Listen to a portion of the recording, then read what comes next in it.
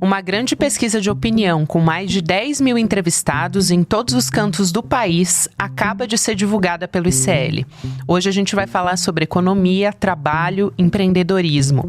Quais são os sonhos de carreira da população brasileira? Ter o próprio negócio, buscar mais lucro, independência, mesmo assumindo riscos. Essa é a escolha de quase metade dos brasileiros entrevistados. Deixar de ser empregado e construir um futuro melhor para a família é o ideal para 43% dos entrevistados. O negócio próprio se associa tanto à realização profissional quanto à mobilidade e à capacidade de gerar trabalho para os outros. Mesmo assim, o mérito e a realização vencem nessa balança. Ter um emprego estável, com direitos e benefícios garantidos no setor privado ou no Estado tem a preferência de pouco mais de 31% dos brasileiros. É aí que entra o cenário ideal de segurança, salário fixo, direitos garantidos e principalmente a estabilidade que um emprego CLT ou uma vaga no funcionalismo público proporcionam. O sonho de trabalhar para o Estado, num país desigual, combina proteção material com benefícios e aposentadoria com justiça social. A pesquisa traz ainda o universo das pessoas que preferem ganhar mal, mas ter o emprego dos sonhos. 6% dos entrevistados disseram que a realização profissional não tem a ver com dinheiro. É trabalhar com aquilo que se gosta, que tenha sentido e que permita uma vida tranquila. Quarta-feira, 28 de janeiro de 2026.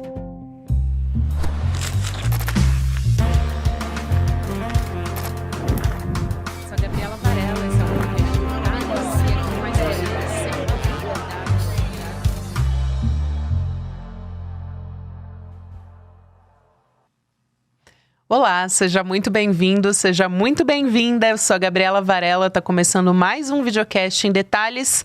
Aqui de segunda a sexta-feira a gente analisa uma temática, uma notícia importante do momento. Nessa semana a gente está comentando, trazendo os dados da pesquisa do ICL sobre como pensam os brasileiros. Hoje focando em empreendedorismo, mas não só, também questões sociais, educação. A minha convidada é a Tati Cruz, que é especialista em empreendedorismo. Tati, é um prazer te receber, bem-vinda. Prazer, Gabi. Tô super feliz de estar aqui. Obrigada pelo convite. E acho que vai ser um papo super gostoso. Com certeza. Tati, eu quero trazer a pergunta principal que apareceu nesse setor, vamos dizer, nesse nicho de empreendedorismo dentro da pesquisa. Tem vários dados que são interessantes de analisar, mas eu vou começar por esse porque acho que é mais abrangente.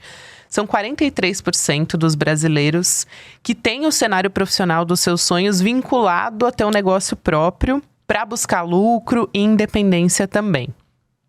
Então, essa é a pergunta da pesquisa que os entrevistados responderam e que é essa mais abrangente. 31% querem um emprego estável, como um concurso público, por exemplo.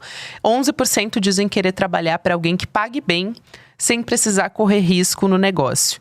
Então, para dar esse primeiro panorama, vamos dizer assim, como é que você está lendo esse cenário a partir dessas respostas?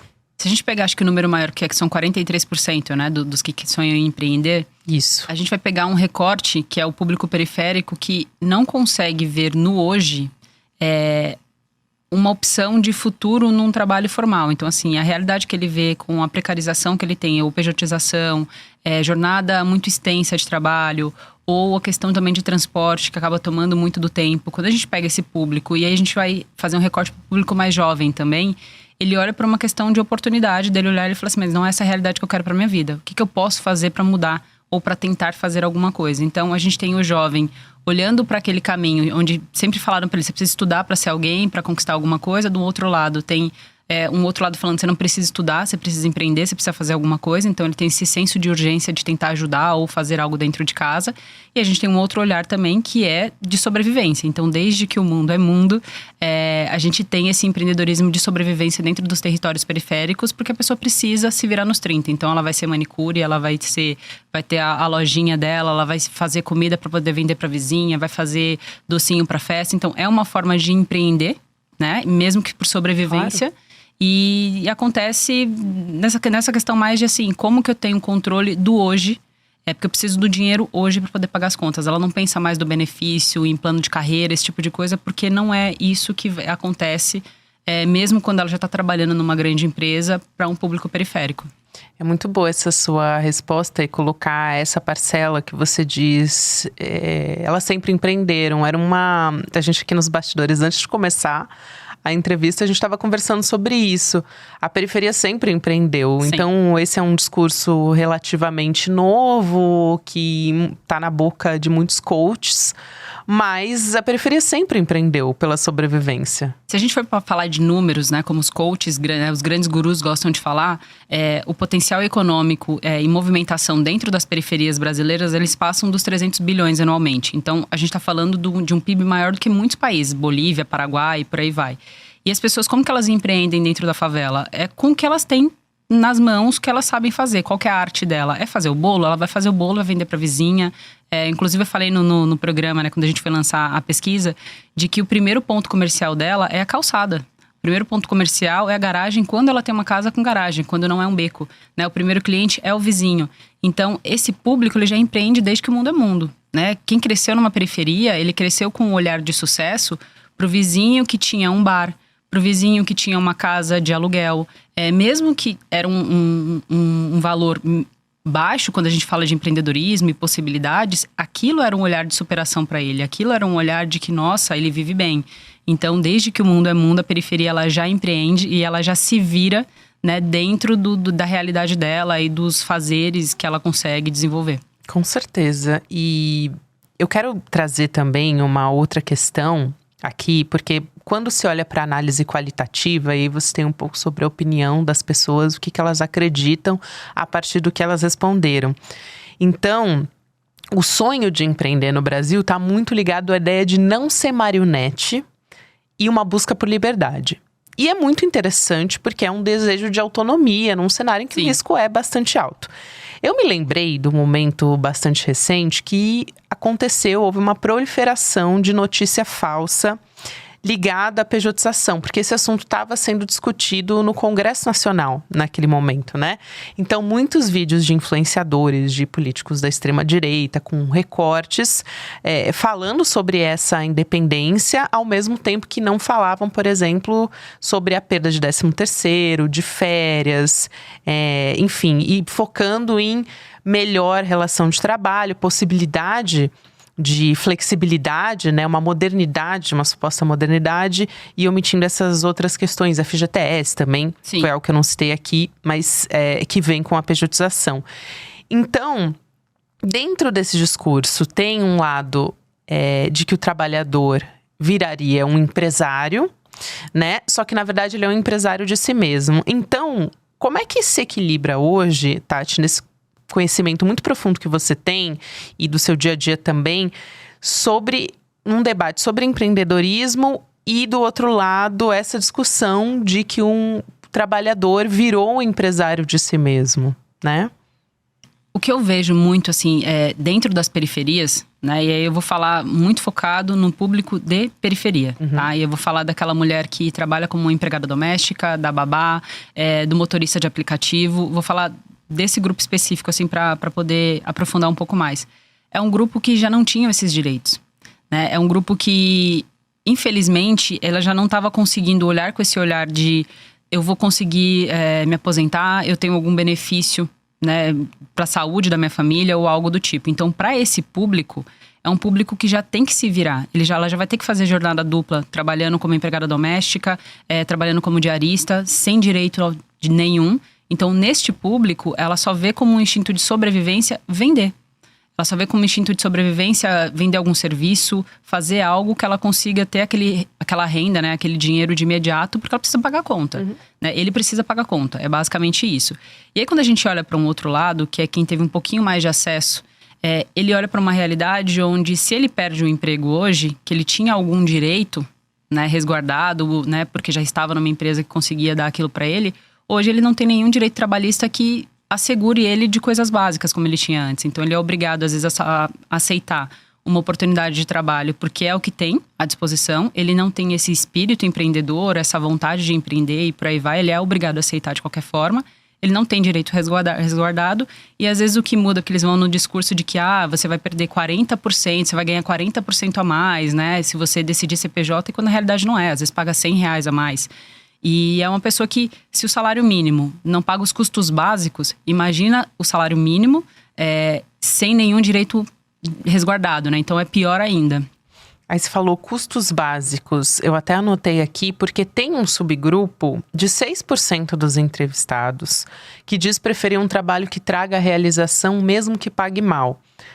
E aí tem toda uma questão ligada a sonho, a vocação, satisfação pessoal, enfim. Mas a primeira coisa que eu pensei quando eu bati o olho no dado, assim, frio, eu pensei, quem que pode ter essa discussão hoje, né? Assim, porque tem um privilégio envolvido nisso.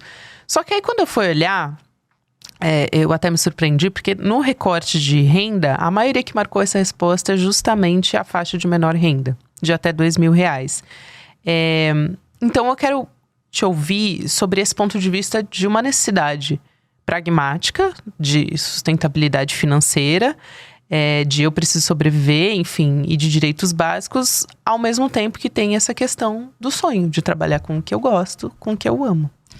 Eu acho que ainda é um número muito baixo, inclusive, do que a gente vê no nosso dia a dia. Eu vejo, nós temos um coworking, né, um hub de negócios dentro de Paraisópolis, onde a gente estimula várias outras formas de pensar, de aprender, porque normalmente os cursos que vão para dentro do território para desenvolver jovens é sempre ligado a algo muito operacional. E a gente leva outras formas de aprender também, né? A gente não leva muito esse olhar só do empreendedorismo. Você precisa abrir a sua cabeça para ver as oportunidades que estão disponíveis, né? Então a gente fala muito sobre inteligência artificial, programação, fotografia, audiovisual, que entra muito nessa questão de sonho, né? E o que a gente consegue fazer dentro daquele ambiente é você pegar, às vezes, um aluno dentro do projeto Clique na Favela, que é um projeto de fotografia que tem dentro do Legado Paraisópolis, lá em Paraisópolis com a gente. Você pega um jovem que tá com 16 anos, que começa um curso sem saber muito para onde vai.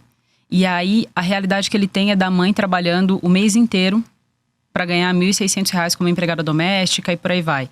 E aí ele faz um curso, ele se destaca no curso, nos 6 meses posterior ao curso, os professores acabam indicando esses alunos, os que mais se destacaram, né? Então eles indicam para trabalhos, e aí você pegar esse aluno que às vezes no primeiro trabalho vai fazer R$2.000, para ele, é algo que ele vira e fala assim, eu posso realmente trabalhar com o meu sonho.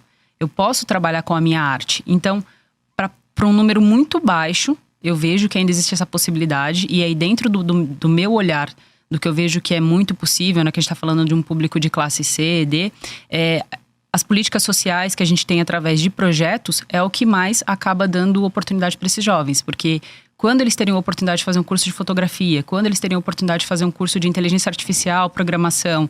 Então a gente tenta levar essas outras possibilidades para a gente poder também explorar quando esse jovem ainda quer sonhar. O que ele vai ser, como ele vai ser, a gente não sabe. Mas para esse jovem a gente quer dar o direito de pelo menos ele sonhar ou de retomar parte da autoestima que talvez a mãe dele não teve, o pai não teve, por aí vai. Isso. Tati, eu queria trazer mais um recorte aqui, que é o da meritocracia.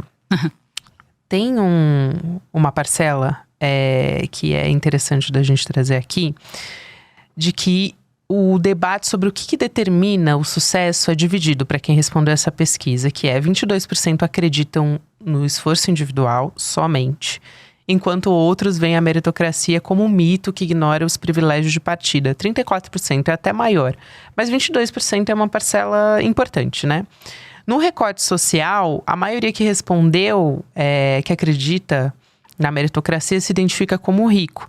Mas também ainda tem uma parcela que se identifica como pobre que acredita na meritocracia. Aí você vai olhar outras perguntas, né, da pesquisa e me chamou a atenção que tem um reconhecimento importante sobre racismo estrutural e desigualdade de gênero.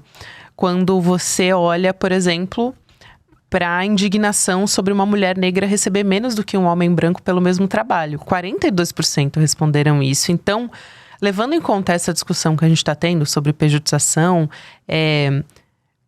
como é que você enxerga essa questão da meritocracia que está sendo colocada aqui? Como levando em conta também que, claro, quem respondeu, a maior parte que respondeu que acredita na meritocracia, se identifica como rico, mas ainda tem uma parcela que se identifica como pobre, que acredita nela também. Eu vou usar exemplos reais. Então, assim, não tenho como fugir um pouco do que é a minha realidade, né? Eu sou uma mulher lida como uma mulher branca, mesmo sendo uma mulher parda, né? Então, eu sou uma mulher parda, que faço parte de um grupo de um movimento negro, né? Então, basicamente é isso. Não tive letramento racial, na minha infância, na minha adolescência, né, na primeira fase adulta. Não tive letramento político, porque tudo isso a gente está falando de um processo onde o Estado e o sistema fazem com que a base ela realmente é feita para trabalhar, estudar para tentar ser alguém, sair do território onde ela vive, porque senão ela não vai ser ninguém. Então, eu cresci com essa realidade. E muitas oportunidades me foram dadas, e pequenas oportunidades. Então, eu tô falando de uma mulher que é nordestina, mas eu não tenho sotaque marcado, então isso já não me marca no primeiro momento quando eu chego. E vivendo em São Paulo, a gente sabe que isso é algo que realmente é bem complicado. Eu sou uma mulher baiana, de mulheres pretas, todas empregadas domésticas, né? Mas quando você me olha, eu não tenho esse referencial, né? De uma mulher preta, de uma mulher de cabelo crespo, de uma mulher que fala com sotaque, ou de uma mulher que cresceu na periferia, né? Então, eu deixo isso muito claro, porque quando eu comecei a ter alguns acessos, e isso moldou a minha autoestima, na forma de falar, das oportunidades que eu fui vendo que eram possíveis ou não para mim. Então, eu não tive alvos que me pré-marcaram quando eu chegava nos lugares. Então, a cor não me pré-marcava, o cabelo não me pré-marcava, o meu sotaque não me pré-marcava. Então, isso me deixou chegar em alguns outros lugares. E que, às vezes, você acaba confundindo, quando você está tão preso na sua única vida, não olhar para o outro, não olhar para o sistema como um todo, você acaba olhando e falando, mas peraí, corre também, fulano cresceu no mesmo período que eu, estudou na mesma escola, por que tá fazendo isso? Porque o sistema ele é feito para você odiar realmente de onde você veio. Ele é feito para você odiar onde você cresceu, de onde você veio, você quer sair daquele lugar. E é muito difícil mesmo. Então, tanto para quem nasce dentro dessa realidade e precisa sair dessa bolha, porque o tempo todo você é tratado ou é que ser visto, você tem que estar às margens, então você precisa sair daquilo. Só que ao mesmo tempo você precisa reconhecer de onde você veio. Então, por mais que eu estivesse acessando lugares, trabalhando, eu passei por todos os shoppings de São Paulo. Então, trabalhei no mercado de luxo a partir dos 18 anos. Então, passei por JK, Cidade Jardim, Iguatemi, todos esses shoppings eu trabalhei. Então, imagina você estar numa mesa, conversando com as pessoas, com clientes, e ali eu tô falando de vendas de 300 mil reais para esposa de político, por aí vai, que prefere pagar em dinheiro e não quer nota fiscal, porque a gente sabe muito bem de onde vem o dinheiro, esse tipo de coisa. E às vezes você tá com essas pessoas que pagam o seu salário, que te dá uma qualidade de vida que teoricamente, né, que você tá vivendo bem, mas na realidade não tá, que você tá naquele ciclo que gastando muito mais do que você vive e não consegue evoluir. E essas pessoas começam a falar de uma realidade que é sua. Começa a falar mal da empregada, que você lembra que foi a sua mãe. Você lembra que a sua mãe, ela não tinha tempo para poder cuidar de você, para ficar com você em casa. E a sua mãe dependia de projetos sociais para deixar você, pelo menos, resguardado em algum momento enquanto ela estava trabalhando para aquela família. Enquanto aquela sua mãe ainda acreditava que, peraí, eu faço parte disso também, eles me tratam como da família. E aí você vê que no off, o quanto eles falam mal, o quanto eles agridem aquelas pessoas que estão ali só trabalhando e desenvolvendo um pouco do melhor. Então, independente de eu não ter um alvo para me marcar quando eu chego nesses lugares, eu ainda pertenço àquele lugar de alvo. Então, é muito difícil, quem cresceu numa periferia, conseguir furar a bolha. E a minha estratégia é de que cada porta que eu passo, se eu abro um pouquinho, eu abro um pouquinho mais para levar alguém comigo. Então, eu não tenho um rosto que me marca, meu filho não tem um rosto que marca ele, mas eu tenho a minha família que é marcada. Eu tenho os meus amigos que me marcam, é com eles que eu aprendo. Então, meu referencial de empreendedorismo, de conhecimento, de estudo, de tudo que eu faço pra minha vida, são dos meus, são de quem eu tenho do meu lado. E quando a gente vê esse discurso de meritocracia de outras pessoas, a gente fala, peraí, vamos olhar o recorte de verdade? Sabe como é que acontece na realidade? A gente tá falando de jovens agora, que acabou de acontecer aquela barbaridade, né, aquela crueldade com o cachorro em Florianópolis. A gente tá falando de jovens cheios de acessos, de jovens que cometeram pré-psicopatas, cometeram o que cometeram, e que 2 foram, os pais mandaram pra Disney. Isso. Enquanto tá resolvendo aqui, você vai pra Disney. Aí a gente tá falando de um menino periférico, que estuda, que lê, que tem notas altas, que a mãe se vira nos 30 pra conseguir dar uma realidade pra aquele menino que tá dentro da periferia, e que às vezes a mãe tá trabalhando, sai pra trabalhar, deixa às vezes uma câmera, junta todo o dinheiro do mês pra deixar uma câmera e tentar monitorar o filho dentro de casa, ajudar, ligar, não sei o quê. E ela vê a polícia invadindo a casa. E revirando e fazendo perguntas às vezes pros filhos que são extremamente agressivas.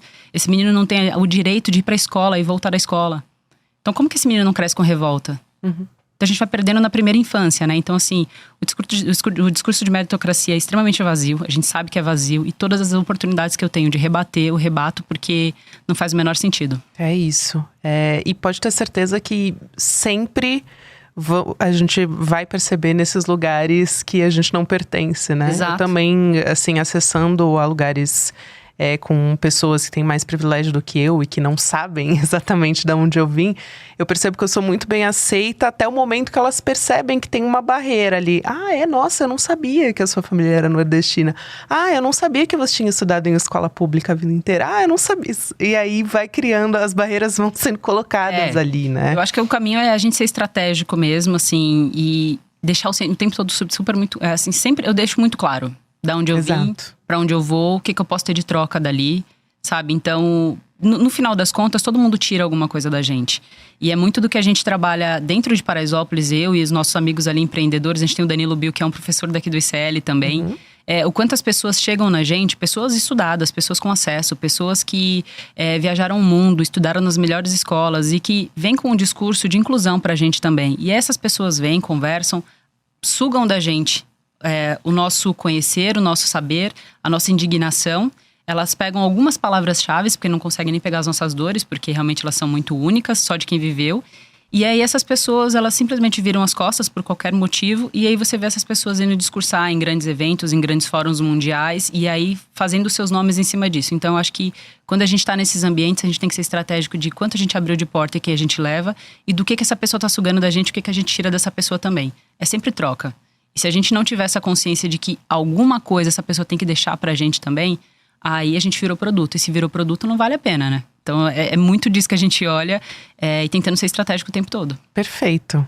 Eu acho que é isso. E quando você fala de discurso, eu penso muito nas figuras dos coaches também, já que a gente tá falando de meritocracia, porque tem um crescimento absurdo em rede social desse discurso, que é um discurso fácil, tanto que está sendo levado para a política também. A gente está com um período eleitoral batendo na porta. E candidatos que estão apoiados nesse discurso também, do empreendedorismo, do sucesso individual, numa suposta mudança de mentalidade. É só você mudar a sua mentalidade que você consegue ter acesso a tudo isso também, a esse mundo que é muito melhor, que dá acesso, enfim, ao capitalismo, né? Sim. Então, quanto que você acha que esse discurso de autoajuda empresarial, ele está individualizando esses problemas que a gente está conversando aqui, que são problemas que são sistêmicos, são coletivos, estruturais também? Exato, né?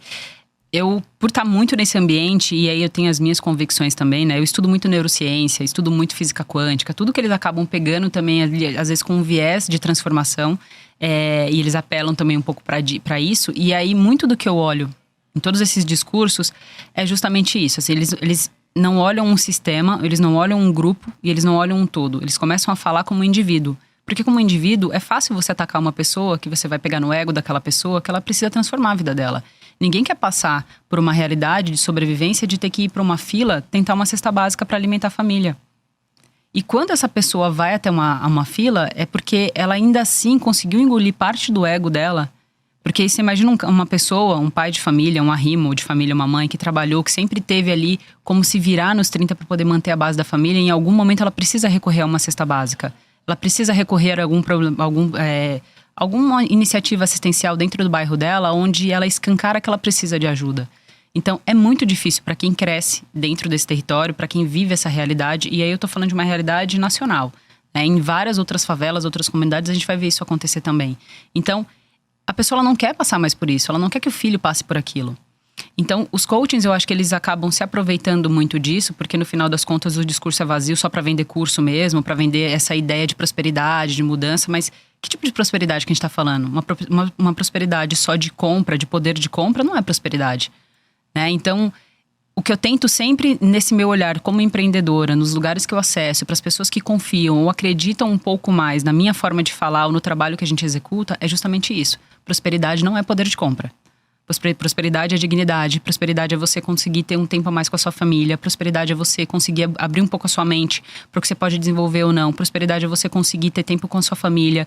Eu acho que tem um dado da pesquisa que eu quero trazer aqui, porque tem tudo a ver com o que a gente está falando, que é uma sobre visão de mundo. 42% acreditam que a esquerda quer sustentar vagabundos e que a direita promove empreendedorismo, modernidade, eficiência. 38% acreditam que a esquerda mira o futuro e o bem-estar da população, enquanto a direita protege os ricos e explora os pobres. Tem uma parcela ali, 42%, que se construiu essa imagem de que a esquerda é contra o empreendedorismo, né? Contra a modernidade. E de onde vem isso? Acho que está muito atrelado também a essa proliferação, né? Sim. Desse discurso que está na política, que está nos coaches, enfim, que está nas redes sociais também. E o que eu acho que é uma extrema burrice, vou falar dessa forma, da esquerda, dela não se apropriar, né, desse pequeno grupo, né? Quando a gente fala sobre resistência, quando a gente fala de resistência, transformação, revolução, a gente fala de uma pauta que ela é muito ligada à esquerda, embora a direita também está pegando esse discurso de ódio muito forte, que é ligado à revolução, porque a revolução pode ser dos dois lados. Então eu acho que a esquerda ela não consegue se apropriar e não consegue trabalhar essa pauta de desenvolvimento. E essa é uma pauta que é primordial, porque quando a gente fala de acesso, quando a gente fala de geração de renda, quando a gente fala de geração de oportunidade, a gente está falando de uma ponte de desenvolvimento. E se a gente ajudar uma base, que é uma base importantíssima, né? De novo, a gente está falando de um potencial econômico dentro das favelas de 300 bilhões.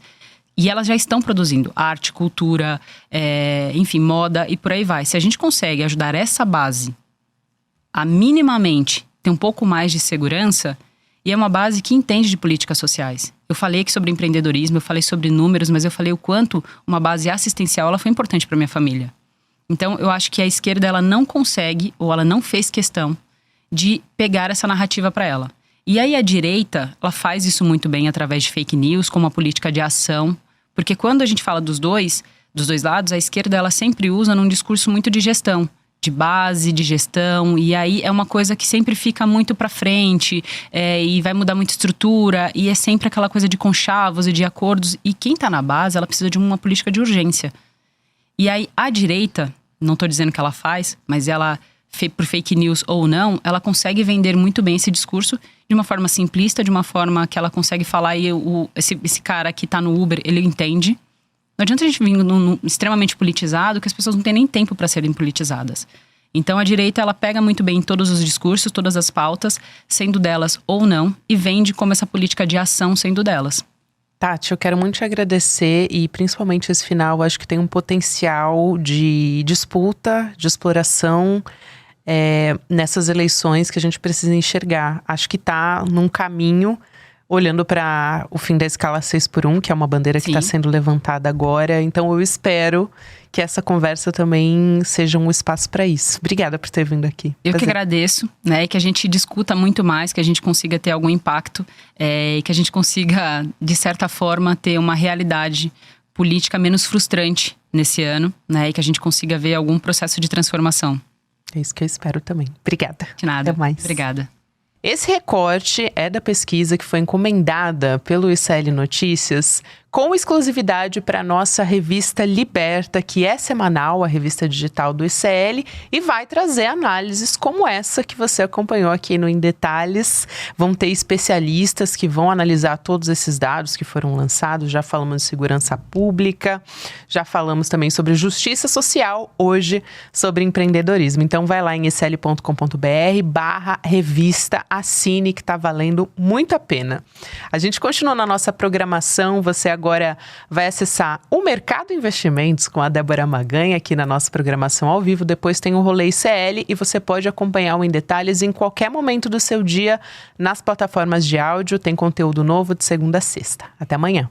Nos últimos meses, o mercado financeiro do Brasil viu de tudo. Dólar oscilando, bolsa surpreendendo, fundos multimercados se recuperando depois de anos. Enquanto isso acontecia, muita gente que segue o mercado tradicional simplesmente não entendeu nada. Porque a verdade é uma só. O que o consenso do mercado fala não é necessariamente o que acontece no mundo real. E é justamente por isso que no dia 29 de janeiro, às 8 horas, eu, Débora Maganha, vou estar lado a lado ao Eduardo Moreira no Mapa da Mina de 2026.